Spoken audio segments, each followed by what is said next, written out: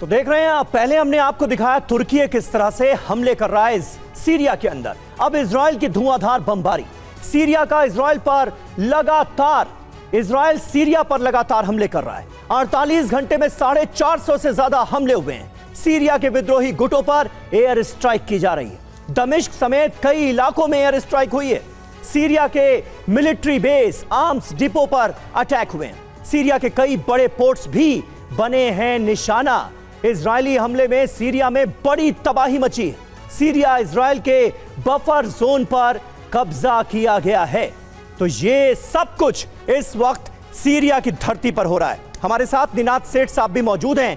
निनाद सेठ जी, क्या आपको लगता है सीरिया, जो कि कुछ दिनों पहले तक एक देश नजर आ रहा था, अब ऐसा लग रहा है कि शायद दुनिया के नक्शे से सीरिया का नामो निशान मिट जाए? जिस तरह की बंदर बांट सीरिया के अलग अलग इलाकों को लेकर इस वक्त अलग अलग देशों के बीच नजर आ रही। ये है जीडी रमेश, जो मशरूम की खेती से हर महीने कमा रहे हैं 1 लाख रुपए। अगर आप भी मशरूम फार्मिंग सीखना चाहते हैं तो अभी डाउनलोड करें फ्रीडम ऐप। आप क्या कहेंगे? देखिए, सीरिया में एक पिज्जा की तरह है जिसका स्लाइसिंग हो रहा है और लोग ले रहे हैं। आप ये देखेंगे कि अल जुलानी जो है, अल जुलानी को वो एक तरह से शहद अगर आप किसी छलनी में डालें, उस प्रकार की ये जीत है। ये बड़ी जल्दी से वो शहद निकल जाएगा, क्योंकि यहाँ 3 चीज़ें हैं। पहली बात, अमेरिका ने कहा है, खासकर ट्रंप ने कहा है कि हम इन्वॉल्व नहीं होंगे, पर ट्रंप को ये भी मालूम है कि एक नया अफगानिस्तान उनके पास आ चुका है। तो ना इन्वॉल्व होने का मतलब है कि एक जिहादी हमला अमेरिका के ऊपर हो सकता है मेनलैंड पे, तो अमेरिका ना चाहते हुए भी इन्वॉल्व होगी। इजराइल ने, अगर आपने अपने चैनल पे दिखाया होगा कि माउंट हर्बोन को कैप्चर किया है, जो हाईएस्ट माउंटेन है सीरिया का, और जहां से एक एडवांटेज मिलता है कि चारों तरफ वो अटैक कर सकते हैं। इजराइल नहीं चाहेगा, और नेतन्याहू ने कहा भी है कि अगर आप अपने काम से काम रखोगे तो आप वेलकम है हमारे नेबर होने का, नहीं तो जैसे असाद गया है वैसे आपका नंबर भी आएगा।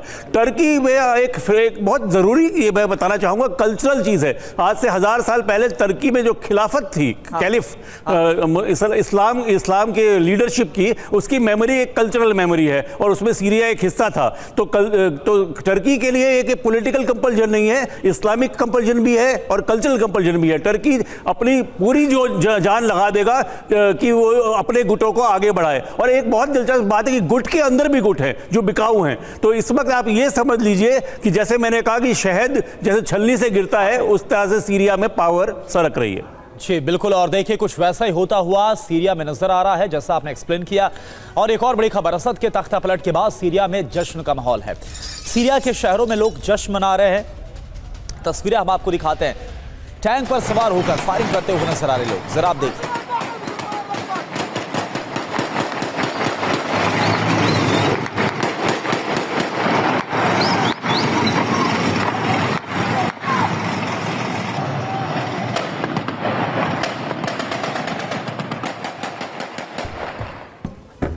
और इजराइल की सीरिया पर जबरदस्त एयर स्ट्राइक हुई है। 48 घंटे में 450 ठिकानों पर हमला किया गया है। सैन्य ठिकानों, हथियार डिपो पर लगातार हमले किए जा रहे हैं। ये देखिए तस्वीरें, सीरिया की नौसेना को ताजा हमले में बड़ा नुकसान पहुंचा है।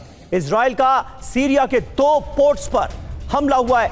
ये तस्वीरें आपको दिखा रहे हैं। पोर्ट पर देखिए कैसे हमला किया है इजराइल ने। इजरायली हमले से सीरिया के 15 जहाज भी बर्बाद हो गए। भारी नुकसान की खबर है।